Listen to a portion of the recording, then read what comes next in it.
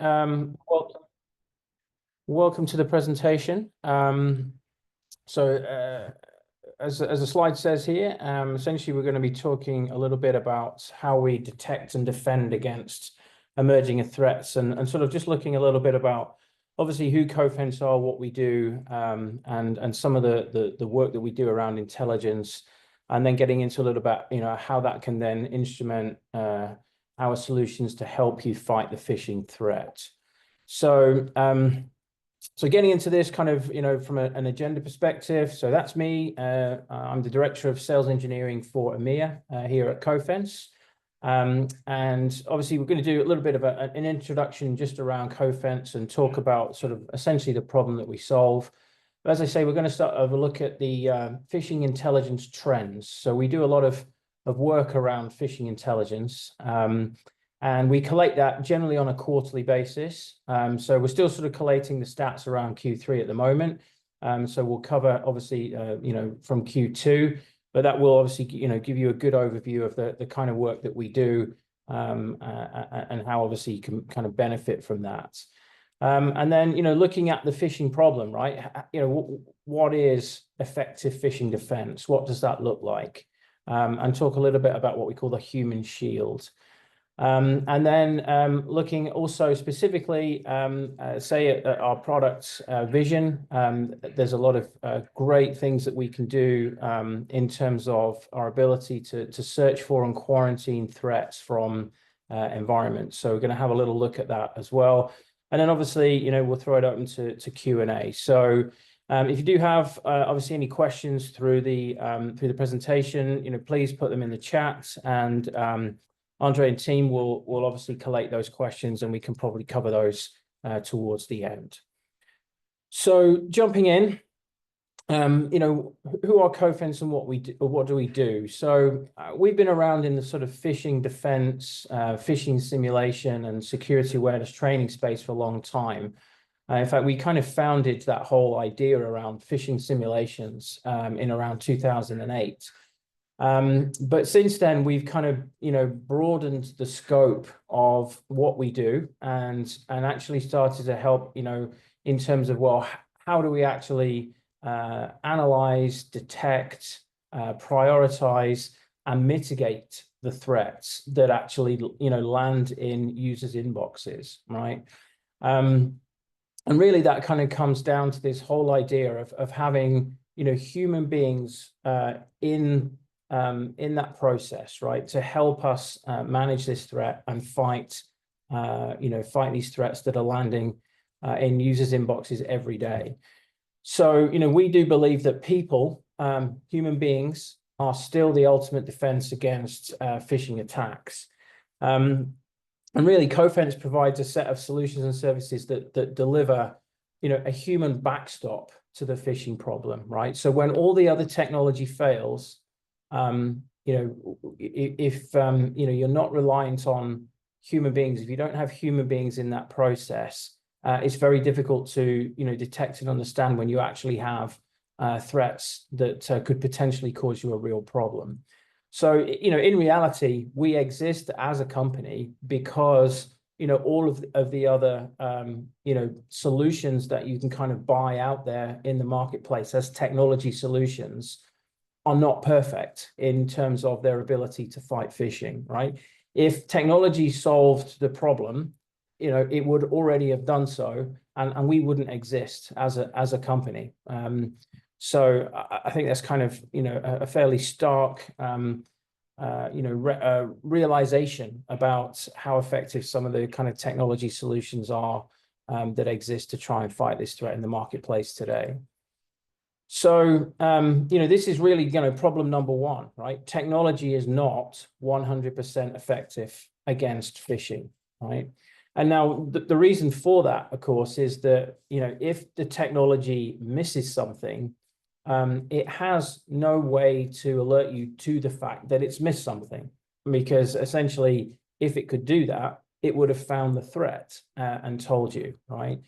And when we referring to technology, we're talking about, the kind of traditional secure email gateway type solutions and perimeter controls in general, right? All of the things that organizations like to kind of put in place to try and protect the end user.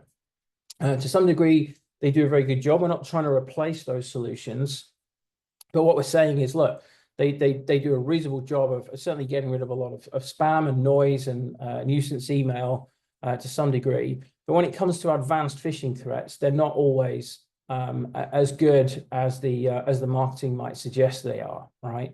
And so the question is then, okay, well, if we accept the fact that yes, these threats get through, some of these things land in users' inboxes, what can we do about that?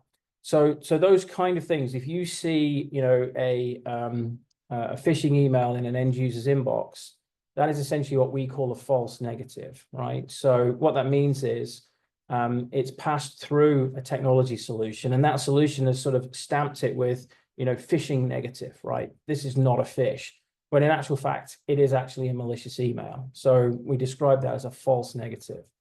As I say, and the technology has no real way of telling you, when it's let something through, right? It makes sense because, the phishing threat landscape is constantly changing, right? The threat actors are constantly innovating around how to get those messages, into an inbox, and what happens obviously at the point when somebody clicks on a link, right? So it's very, very difficult for those kind of technologies to really keep up with a lot of what's going on. So, every year, we analyze literally millions of end user reported emails from hundreds of our enterprise customers. Many, or pretty much most, have deployed some kind of advanced email security solution, right? And in some cases, including AI solutions as well, right?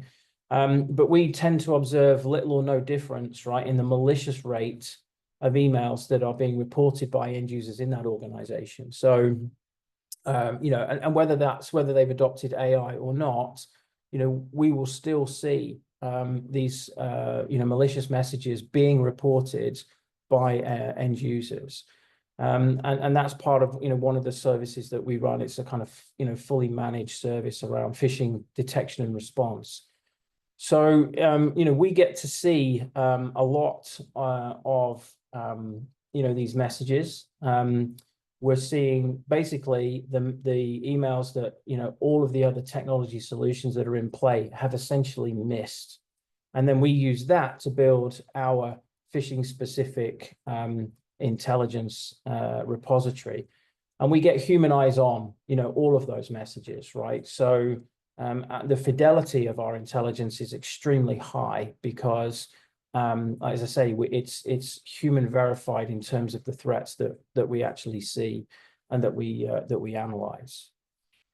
So the kind of second problem, right, in the kind of, if you like, phishing defense or security awareness, world per se, is that security awareness training on its own doesn't prevent phishing, right? Security awareness training is very important, right? It's a very important part of what any organization should be doing to help defend against the threat. But you can run the world's greatest security awareness training program in the world, but malicious emails are going to continue to arrive in users' inboxes. And at some point, again, doesn't matter how well trained your users are, somebody's going to be having a bad day, they're not going to be concentrating, and they're going to click on something. And potentially they may end up, giving away credentials or, giving a threat actor access to something. So, that is, a very kind of key thing, because oftentimes what we find is when we'll talk to customers is, they're focused very much on, security awareness training. So like, well, I have a secure email gateway, I'm running a security awareness program, what else do I need to do, right? Well, those are components of a phishing defense strategy, but they are not the kind of full, complement of everything that you need to be doing to truly defend against phishing in the organization. So what we're going to look at now, as I say, is some Q2 trends. So things that we've seen, right? Because we do all this intelligence work, we get a very unique perspective, right, on these threats that have come through security controls And we build our intelligence repository from that, right? And again, human eyes on everything. So we get to kind of build up a picture of what's happening. So as I say, we publish this information in reports, but usually once a quarter. And we'll do an annual report at the end of the year to kind of talk about what's happened overall. But just, in terms of Q2 this year, so we saw a big increase in remote access Trojans being delivered, through emails. So, and in this case, particularly in Q2, what we found was they were, the emails were, legally themed. So it was along the themes of legal communications, and they were in Spanish, right? Now, why is that important? Well, and it made you think, look at that and think, well, that's not relevant to me. The reason it's important, the reason kind of, highlight this particular stat is because it demonstrates that threat actors will do more of what works. So what's likely to have happened is that at some point they've had some success delivering legally themed emails in a Spanish language, right? They've compromised maybe some legal firms in Spain. And, what they've done is said, well, this works, right? We made money doing this, and so we're going to do more of it, right? And so you tend to see trends like that because the threat actors are focusing on something that has worked, right? And that moves around, right? That moves quite dynamically in terms of the way that they tune their attack. So the malware that they might use might be exactly the same, but they might increase the attack that's delivering that malware, in specifically targeted ways. And that's a very good example of that. Also, HR policy adjustments. So an email that's saying, it looks like it's coming from your HR department, and it's a message about, oh, we've changed the policy, right? And so, of course, people tend to click on stuff like that. Is that, oh, you've changed the policy, and well, what's that about, right? They're not realizing that email isn't coming from your own internal HR team. So a huge increase in those kinds of messages. Again, right? Why? Probably because they had some success with it. And they said, well, let's do more of what works, right?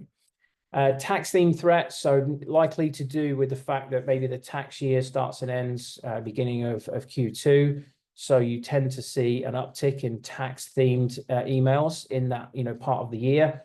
Again, because, they know that people are going to be working on their taxes, right? And if they can intercept something, if they can get, in the mix with that theme, then, that's what they'll do. So again, we tend to see a spike of that particular type of the year. So Q2 is usually when you tend to see that. Another one is obviously Microsoft HTML file extensions. So these are quite interesting. So we used to see a lot of these emails in a lot of organizations because HTML file extensions, first of all, security on my gateways aren't really looking for those. And also, as a threat actor, you can do quite a lot with HTML, right? You can kind of launch things and it gives you a quite flexible platform from which to potentially launch an attack if you can get the user to click, on that file extension, right? So it did increase to sort of 2% of all delivery mechanisms. So it's essentially describing an uptick in that. Again, they'll, in some cases, just test things. So they'll try all sorts of different things to find, well, what works, right? Can we get these through security controls into users' inboxes? And if users are clicking and they're seeing that in their C2 infrastructure, then they'll be like, okay, this is working. Let's do some more of that. They also made a significant shift away from hosting in Russia. Could be a number of reasons for that. There were some takedowns in Q1, right, and also last year by the FBI and other law enforcement agencies. And it could just be that they're choosing to kind of host somewhere else and not necessarily host in Russia for whatever reason, right? But again, we take a look at when we break down a threat, we're looking at where is the C2 infrastructure, and we can track that, right? So we do have data on that. And a particular type of malware called Darkgate became a more popular choice of malware delivery, right? So again, we look at the trends in the malware that's being used, what's becoming more popular, what's becoming less popular, and we publish that in our kind of trend and intelligence reports. So you can actually purchase from us what we call Cofense Intelligence, which is a solution and a service, and you'll get the breakdown of all of what we see in that in the use of malware by threat actors. And so that can be useful because it can help organizations shore things up. Because if you understand what Darkgate does, you can then say, well, okay, here's where we want to kind of direct our funding in terms of protecting our organization so that we don't become susceptible to that particular type of threat. So those are some key highlights from Q2. Some of the top themes, right? So what are the kind of themes that we see in emails? So generally, finance is, the key theme, right? There's some kind of financial theme to the email that's arriving, okay? And the other one is notification. So it's some kind of notification, you've received a voicemail, you received a message, you received this, whatever, right? Or we're notifying you about this, that, and the other, anything like that, right? It's anything that threat actors can use to kind of motivate an end user to click on something, right? Finance is obviously a key one. Also because, obviously finance, oftentimes a lot of threat actors are going after financial, institutions. We have a lot of financial institutions as customers, so we see a lot of kind of finance themes emails around that. But yeah, notifications often, very common. This whole idea of voicemail. So you've got a voicemail, click here to receive, the message. So you see quite a lot of that. And then the other one is sort of, here's a document, you need to look at, sort of, almost like a DocuSign kind of email, things like that. And then the other one, obviously, classically, along the lines of the kind of HR policy changes, is about benefits, right? It's about your employee benefits. So you do see quite a lot of those types of emails as well, which again are there to kind of motivate users to click. Because if you get an email saying your benefits are changing, like as an employee, obviously you're going to be interested in that. And if you're not concentrating, then potentially you could be clicking on something. So yeah, those are the top themes that we saw in the active threats around Q2. So again, within our sort of triage solution, we have we use Yara rules, right? And Yara is very effective because it can, you can write a rule that basically looks for these kinds of things and highlights them, right? So oftentimes, good phishing detection is about knowing what you're looking for. And understanding, the types of threats that you receive so that you can kind of focus your attention on that. So Yara, again, if you start to say, well, yeah, I need something that's going to flag to me when there's something that's suggesting there's a notification in an email or that there's a voicemail. When those emails are reported, then obviously, it's able to flag that to the analyst and actually look at that, with some priority, because obviously it's more likely to be, some sort of malicious attack. So that's why these kind of metrics are sometimes useful in terms of just understanding, what does the active threat landscape look like right now. The other one, obviously, we look at is domains. So, and you can sort of see that the difference, the shift, right? And it's always moving around, right? The threat actors don't just sort of standardize on a set of domains. They will change the domains they use. And it's always the kind of popular ones: Cloudflare, Adobe, SharePoint, Dropbox, obviously Microsoft, and so on, right? But the rank in terms of the number that we see changes, right? So most threat actors use a .com domain for credential phishing campaigns when they're trying to harvest user credentials. But they've regularly abused all kinds of different hosting services, right? That have essentially open redirects to nest malicious URLs, in some other, location, basically within a legitimate domain. So in Q1 this year, Cloudflare, Flare IPFS saw a massive amount of activity, but that dropped off, quite heavily in Q2 and sank, to the third position in favor of, file hosting services like Dropbox and SharePoint, right? And again, if you work in this sector and you do a lot of work with phishing emails, you'll recognize some of the kind of key, some of the key domains that tend to get abused. Yeah, again, why do they get abused? It's because they're recognizable, right? And the link that you're clicking on, will kind of, potentially take you to that kind of address. And as an end user, you're not assuming there's anything malicious about that. And also, access to those domains generally in organizations is not restricted, right? Because they're legitimate business, services. So this is why threat actors like to sort of utilize those in their credential phishing attacks. And normally what happens, I say, is user clicks the link, you go somewhere essentially legitimate, but ultimately something is hosted there, which is there to steal credentials, right? Again, most perimeter email security solutions have no way to determine through a series of redirects that the link in the email is in any way malicious. And that's why these things get through. So we also look at file extensions, because obviously, they're including a lot of file extensions on things, again, because obviously if somebody clicks on one of those, it's very easy then to execute, the start of a malware process. So obviously zip files are, very widely used because they can obviously obfuscate what's in, the contents of that file. But yeah, Q1, I think, saw PDFs maintaining a top spot, I think, for the most seen files. That's dropped slightly in Q2. But again, these metrics do tend to kind of move around quite a bit.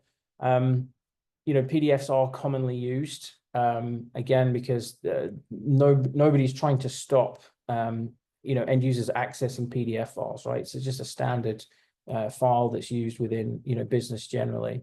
But we monitor a whole bunch of other file extensions that increase, greatly in popularity. So, HTML, which I mentioned earlier on, .txt, funnily enough, all these are kind of commonly used formats for, for kind of starting an attack in some way. Yeah, essentially, there's a whole bunch of things in here. Obviously, HTML is interesting because, you look at that and you think, well, is there a legitimate business reason that my end users would need to receive .html files attached as part of an email, right? I often think to myself, if, most organizations, do they really need that? Is that something that, potentially you could start blocking, right? Obviously, some of these other things, probably not. Probably most people block, .exe files, right? But EML, which is essentially a wrapped email file, it's obviously Mac users would be familiar with. BAT file, which is a batch file. VBS, which is VBS scripting. DLLs, which again are interesting, executing a Windows environment. And tar files, which are essentially zip files for Linux environments, right? So huge range of different things, but those kind of archives, I mean, you can hide quite a lot of capability within an archive file. Gives you a lot of ability to move laterally within an organization, potentially launch malware or launch some, method of gathering data or capturing user credentials. So again, that's why we tend to focus, specifically on understanding what are the file extensions that are in use. So spoofed brands. So this one actually looks at a 3-year period, right? So we're gathering data all the time. We actually looked and said, look, over a 3-year period, what are the kind of top spoofed brands that we see in our customer environments, right? So obviously there's a list of them on there, but you can see, Microsoft is by far and away the greatest spoofed brand out there, right? 92.87% over the last 3 years of the phishing emails that we have seen that involved spoofing some kind of brand were spoofing Microsoft. And I mean, that's for obvious reasons, right? Most organizations are on some kind of Microsoft infrastructure or utilize Microsoft applications in some way. And obviously the move to Office 365 is a big enabler of that. But obviously, there are a whole bunch of other kind of brands that do get spoofed. And the next sort of top, if you like, top two were Adobe and webmail, right? At 3.53% for Adobe and 1.62% for webmail. So the last 11 of the top 14 spoof brands accounted for only, 2% of the total. And you'll see like some of them are quite specific. So South African Post Office, that seems very strange, right? China Union Pay. I mean, obviously that's a payments processor, probably more related for, people, living in China, right? Not that many people outside China necessarily use Union Pay. But as I say, for whatever reason, those were, brands that were spoofed within the emails that we saw. But like I say, because, Microsoft is such a spoof brand, and that includes, the products that they use within their overall suite as well. So obviously SharePoint's a great example of that. Again, those things are spoofed because, it's easy to host pages on those domains that obviously look legitimate, but are obviously there to try and, steal information or credentials from users. So just again, useful information, things to bear in mind in terms of, what is it that what is the threat we're actually fighting, right? And so, this is quite good. Encourage everybody to have a look at this. So one of the things that we do from an intelligence perspective is we publish samples, right, or examples of real phishing emails that we've captured in our environment. We call this our SegMist database. So you can go to www.cofense.com, click on resources, and then click on SegMist database.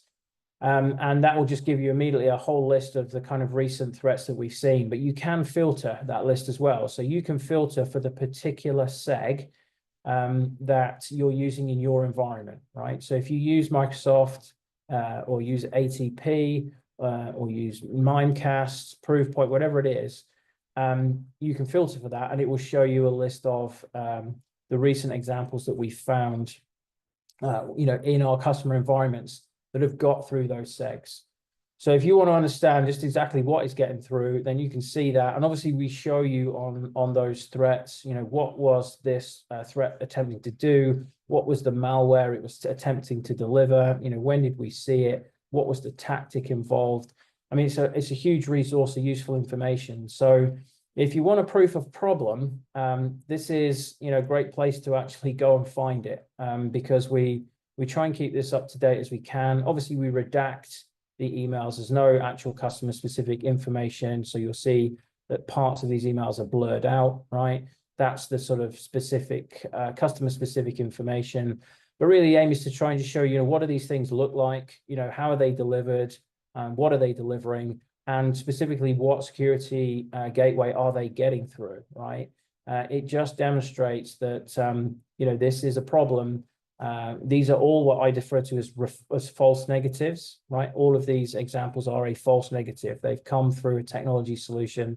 That solution has said, yeah, this isn't a phish, let it through. And obviously, we've then analyzed it and found it to be malicious, right? And you get the breakdown here. So encourage everybody, have a look at that.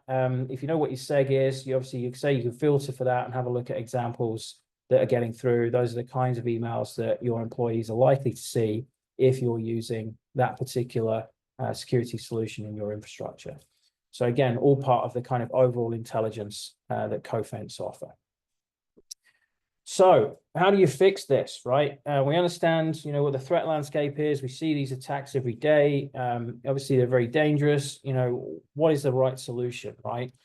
So really, this comes down to kind of the idea of effective phishing defense, right? And I just kind of build this diagram, kind of explain it in its whole, really. So there are four elements, really, to an effective phishing defense strategy, right? One is having some technology to help you out. Two is to engage the people in your organization, right? That's where kind of security awareness training comes in. And you need a strategy that deals with known threats, right? Take care of the things that we can match and that we can find and that we know about. But also you need a strategy for unknown threats, right? And that's really the area that most organizations struggle with, because what they don't have is the tooling, the processes, or indeed the threat intelligence to actually deal with unknown threats, right? They have no real way to rapidly analyze, prioritize, and create their own human verified threat intelligence around attacks, right? And to be able to do that in a timely way. So as I tell pretty much all the customers I speak to, in phishing defense, speed is your friend, right? The faster that you can find these attacks, understand that you're under attack, analyze them, and then potentially mitigate and remove those threats, the better, right? So technology, like SEGs and all the rest of it, they're very good at stopping known threats, right? If it can match something that it already knows about, then it can remove it. But it's the unknown threats, it's the zero-day stuff, it's the stuff the threat actors are innovating, the advanced threats, the things that technology has not seen before, right? That is where most organizations struggle.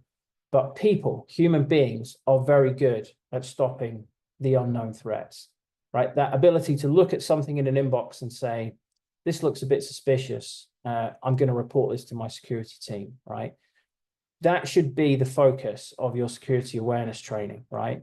Train users to spot real threats, right? Which is what we do in our PhishMe solution, and give them a button, right? Report a button to report when they see them. Because when they do that, that gives you the visibility of the threats in the inbox. It basically is alerting you to the things that the technology has missed, right? So very important aspect. People can become very highly effective at spotting those unknown threats if you focus your security awareness training correctly. But essentially, an organization, you need all of these things. So again, if you can kind of have something to really help you process the unknown threats, that's what our kind of triage solution does. That's what our managed service does, right? And essentially, what it's doing is it's taking an unknown threat and it's converting it into human verified threat intelligence. Because once you know it's a threat, now you know that IOC is bad, that becomes a known threat, right? It's a known bad IOC, and the technology can take care of it, right? And that's where our vision solution comes in, right? The ability to then say, okay, yeah, we could match for this, we know it's bad, and now we can remove it from the environment. So that's really the approach that you need, right? You have to have a strategy for each one of those areas to really make your phishing defense activities effective. And what we find is that most organizations sort of stop, right? They have some technology. Sometimes they're entirely relying on technology, which is a bad idea. Or they're just entirely relying on the security awareness approach. Like, we're running this training, we're doing cybersecurity awareness, we do our annual training and all the rest of it. Again, it's an important component of effective defense, but in and of itself, it can't solve the problem, right? So you need to have a strategy for dealing with those unknown threats that people are actually very good at identifying, right? And give them the ability to let you know when they see those, and then have something to actually, collate that intelligence and utilize it, right? So that you can then take care of the stuff you actually know about. So that's really kind of what we focus on helping our customers do. So, this is kind of, if you like, the foundation of ultimately what we talked about at the beginning, is the human shield, right? You use your security awareness training to help build a reporting culture, right? Build a culture that encourages end users to put their hand up and say, I've got this email, I think it's a bit suspicious. It's very simple for them. It's not too complicated. If unsure, report, right? That is the instruction. And that's, what you can get your end users to do. Educated employees, very, very good at identifying those unknown, tricky threats in an inbox, which the technology has missed, right? So you've got to engage the end users in the organization. Then you've got to empower the SOC, right? So it's all right having a security team, but if they don't have the right tools to rapidly assess those emails and determine what's bad, then they're probably not going to do the best job, right? And again, you see a lot of that, right? There's a SOC in place, but the guys in there are overloaded. They're dealing with loads of reported emails. They don't have the tooling in place to manage all of those reported threats, right? And therefore, they'll miss things. And therefore, there's no method of ever remediating those threats. And so there's still a threat to the organization. And again, it just takes one user to click on one email to enable a compromise. And then obviously, if your SOC is empowered and using the right tools and, the process is in place, then you can derive the threat intelligence that you need from that process, right? To identify the malicious indicators that can drive quarantine and drive other remediation operations, right? And obviously, organizations have a lot of downstream things. If they can discover that something is bad, there's a series of other things that organizations will do, other solutions that they will use, to to investigate, right, and to understand, if that threat has been an issue for them in the past. James, Yes. sorry, we have a question in chat. How Sure. does Cofense Vision integrate with existing security tools, SIEM, SOAR, so on? Yeah, great. That's a very good question. So we're coming on to Vision. So actually, I'll cover that question in the next session, or the next section, if that's okay, right? Definitely cover the integration piece. So as I say, that is essentially the next thing, right? It's to look at, how do we unveil the threats that are arriving, right? That have been missed by the other technologies, right? So the question is, how do you remove threats from user mailboxes, right? If you understand that there's a threat in your organization, the question is as well, who are the people that actually receive that email? Because it's could likely be more than one person, right? You don't necessarily know who that is, and they may not have seen it yet. They may not have had an opportunity to report it, although they may not simply have recognized that, it's a potentially suspicious email, right? So obviously you want to be able to search, and then you want to be able to quarantine, right? So the question is, well, how do you do that quickly, right? You can put in a ticket, right, and ask the mail team, but the problem with that is going to take too long, right? You could run a PowerShell script to go looking for specific aspects of that email and search the entire mail system. But again, you've got to ask the mail team. Somebody's actually got to write that script. It's going to take too long to be able to do that, to be an effective way, right? You could try and search mail logs, again, ask the mail team, right? I mean, essentially none of those are going to really help you in terms of removing threats from an inbox. So, Vision as a solution is somebody that, or is a solution that can help identify very quickly all recipients. So what we do is we take and build a searchable index, right, of all of the emails that are coming into the environment. So what we actually do is we take a journaling connection from an Exchange system, right? And that tells Vision who received which email. And that is built in an external, obviously, index that Vision holds. So when we do a search to understand who received what email, we're searching against our search index and not against the Exchange system. So we don't put any load on the Exchange system in terms of trying to search through it. And again, it's not scripting or anything. You can drive this from the GUI. To answer the question we just had there on integrations, you can drive this from third-party solutions. So Vision has an API, and all of the search and quarantine operations available within the solution can be driven and instrumented programmatically via the API. So you can essentially, if you have a SOAR solution, right, Vision can become part of a playbook within SOAR that says, okay, if the SOAR solution has an IOC, and what you want to do is say, well, okay, does this exist in the mail system, right? Then you can essentially instrument Vision to go and do that search.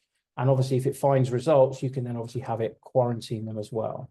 So there are essentially three kind of key integration points for Vision. One is our triage solution. So if you're analyzing something in triage, you can say, okay, this is bad, it's malicious. Now I'm going to run a search and quarantine operation in Vision. You can do that through the API, or you can actually do it through the GUI within the solution itself. So you can just approach the product, punch in some search criteria into the GUI, and go looking for things that way as well. So you can run Vision entirely headless through the API. We do have some out-of-the-box integrations. So Anomaly Threat Connect is one of those for Vision at the moment, and we're looking to sort of build some more out-of-the-box things as well. But the API is pretty straightforward to use, and pretty much straightforward in terms of creating searches and quarantine operations. So that does allow you to proactively hunt for threats, right? Even if you don't necessarily have confirmed IOC within our triage solution or anywhere else for that matter. If somebody else passes you an IOC and say, hey, we know this is bad, you might want to check and see if you're under attack. You can go and do that with Vision, right? Every action is audited, right? And I guess the key things within Vision isn't just that ability to quarantine by going looking for things. We have a fully automatic auto quarantine. So why is that important? Well, as I say, we have Cofense intelligence, right, that we can feed into Vision. So we can build a blacklist. We can arm Vision with a list of all the IOCs that Cofense know is bad, right? And then Vision will sit there and keep a watching brief. So if any of those messages land in any of those inboxes, if it matches what's on our blacklist, right, from Cofense intelligence, then we can automatically quarantine it straight away, right? And that operation takes, a matter of seconds, right? So the time to live within your, within your inbox is extraordinarily short, right? If it lands in there and it's on our blacklist, then we will essentially quarantine it straight away. So in terms of, what is the sort of end-to-end process, right? How does this kind of work? Well, obviously phishing attacks potentially come in, they pass through, any or other gateway that, an organization might have, and lands in, an employee inbox, right? Ordinarily, there is the opportunity then for an educated end user to use Cofense reporter button to report that, right?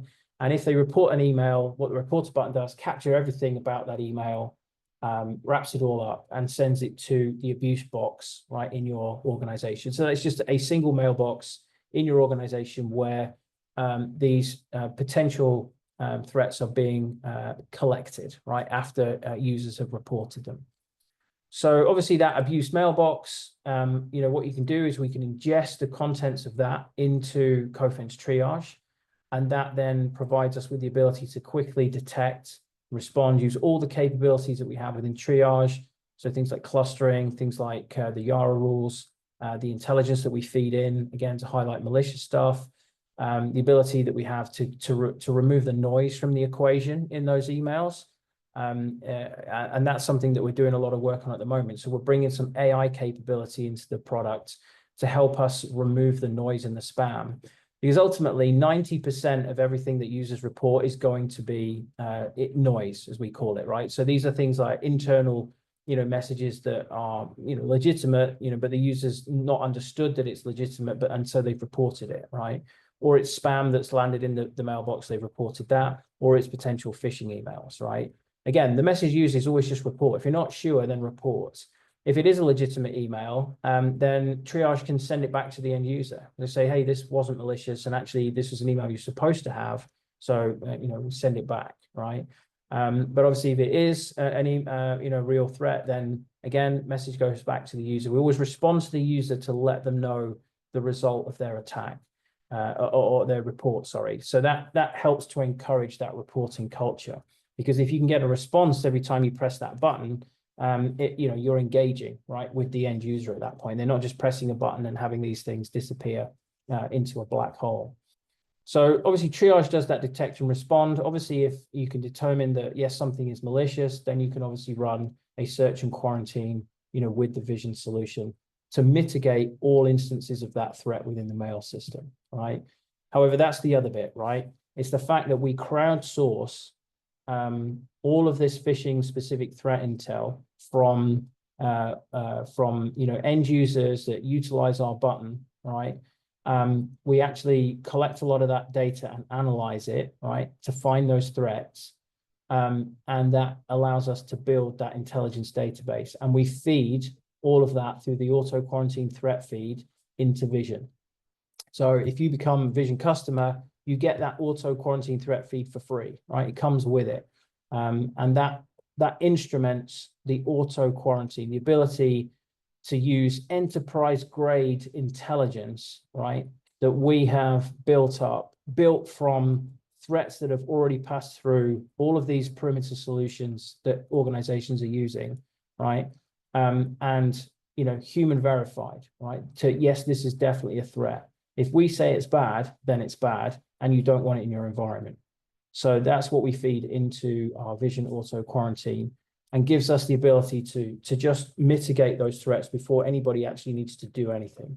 So, auto quarantine really moves that. So, ultimately what you're left with is that sort of that situation where, a truly unknown threat, something that's never ever been seen before. That is really the stuff that, ultimately should be or will be the things that end users will be finding, right? And utilizing that reporter button and the stuff that ultimately ends up in triage. Triage is there to really deal with those unknown threats. But once we've got that threat intelligence, once we know those IOCs, then we should be able to use the technology to auto quarantine because they are now known threats. And that's essentially the structure. So this is really the way that, our solution services, if you like, respond or, build solutions around that diagram that I was showing earlier on, right? What does effective phishing defense look like? It's essentially this, right? It's the two streams, right, of having something to deal with known threats and a structure and approach and process to deal with unknown threats. And that's essentially what this describes. So one of the other kind of elements within Vision is what we call wildcard matching, right? So this kind of really force multiplies the ability to get visibility of IOCs, because what you'll find is that when an IOC or URL within an email comes in from a threat actor, what they're doing is they're trying to kind of make it, they're trying to change it. They're trying to make it different in each of the emails. It's a form of polymorphism, right? What we call a polymorphic attack. So polymorphic attacks are often very, very difficult to deal with, right? Because what that means is the attacker is randomizing things like subject and sender in the email, but they're also randomizing, the elements of the URLs within the emails as well. So wildcard matching basically says, look, okay, we know that the domain is bad, right? So we know that, baddomain.com/this is really bad is in fact the bad domain. And what we don't really care about is the other stuff at the end of that.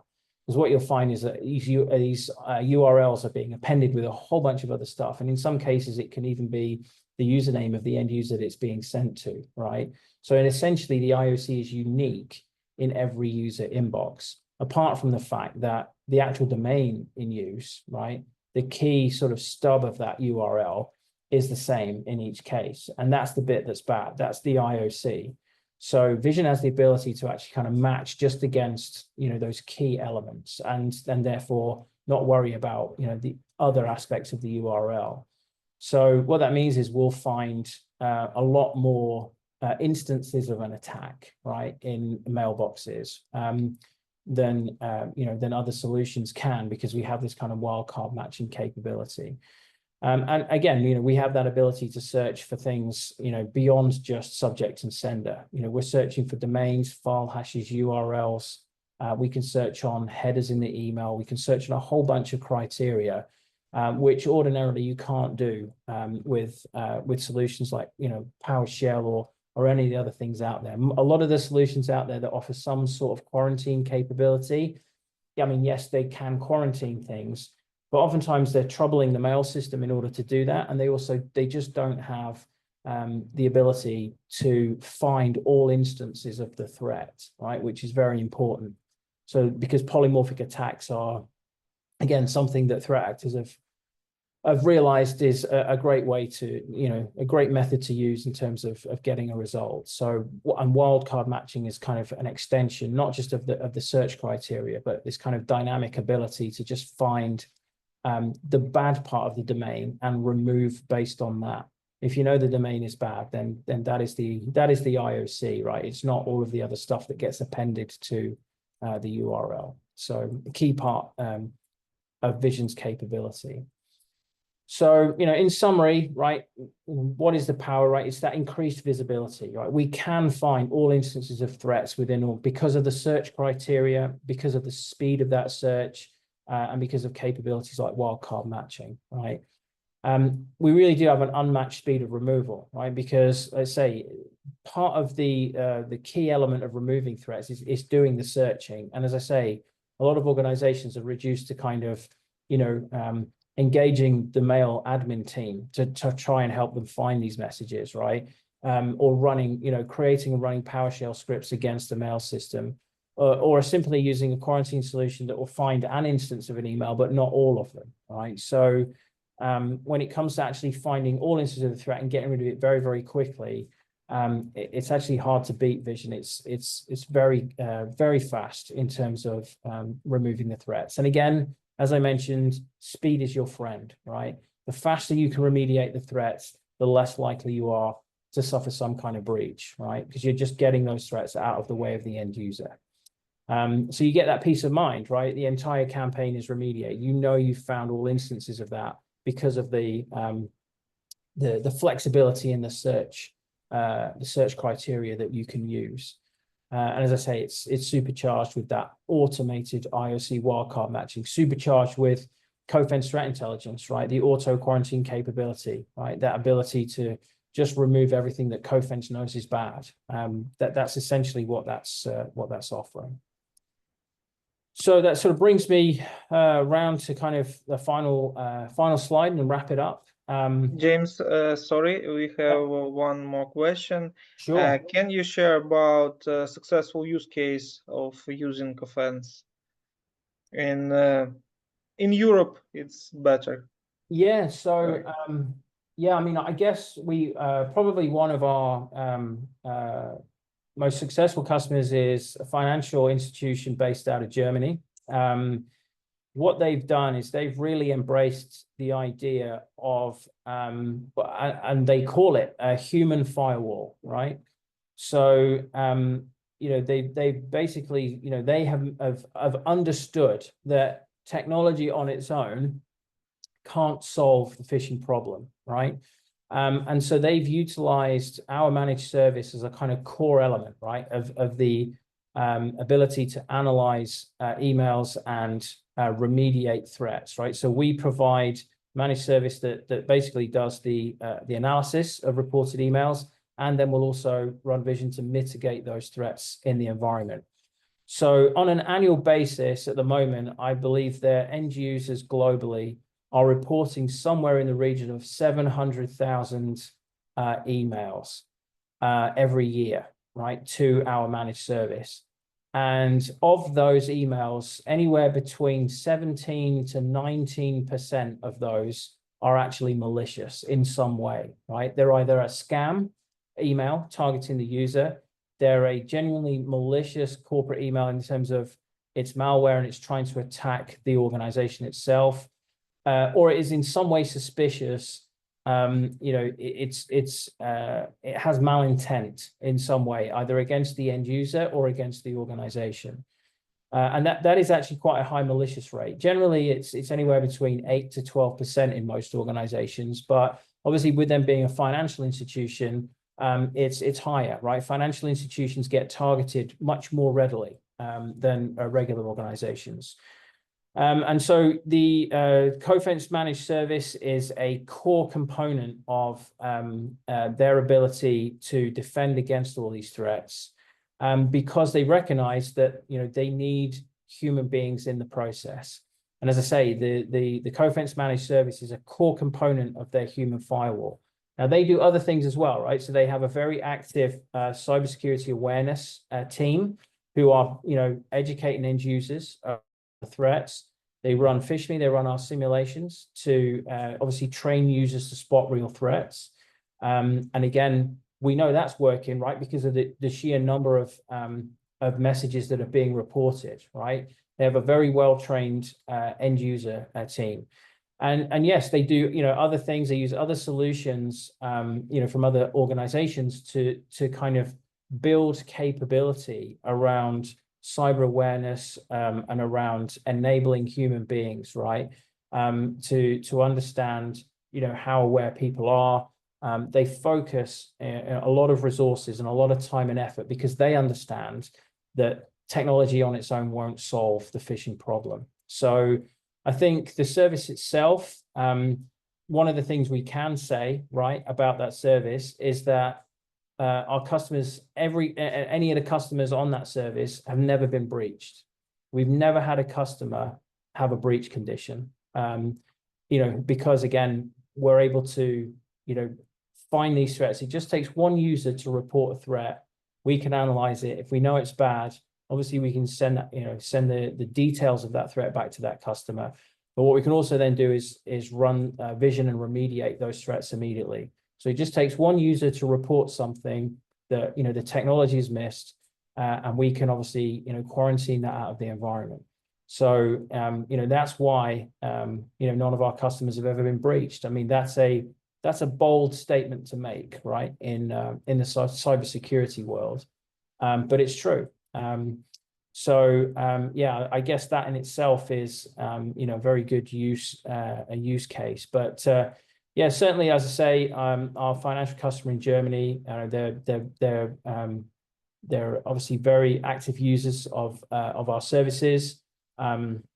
They call on us to actually help them promote, what we do internally in their organization as well. So I'm actually doing a presentation tomorrow to their internal team, again, to kind of talk about how users engage with Cofense solutions in their organization. So yeah, they're a very, let's say, active user of our services.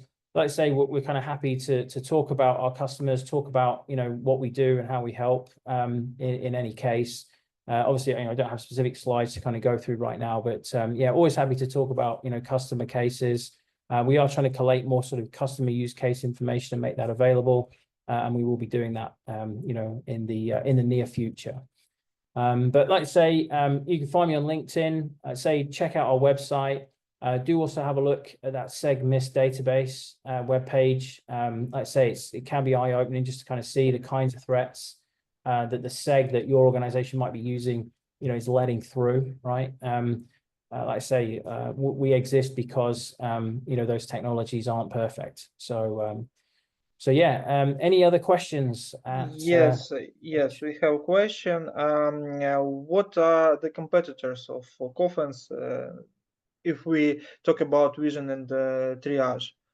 Yeah, that's a good question. So I think, obviously there are other organizations, so it depends on, where you want to go. So we would class our competitors from, to people like Proofpoint, Mimecast, most of the kind of larger software companies that offer type of seg solution are also selling, some kind of analysis and remediation capability as well, which is kind of interesting because it's like, well, if their seg was so good, it's like, why do they need all these other products, right? It's obvious that segs aren't necessarily doing a particularly good job. You've now got some of the newer players as well, that are in the AI space, right? So AI is kind of interesting because what that is an attempt to use technology to understand unknown threats.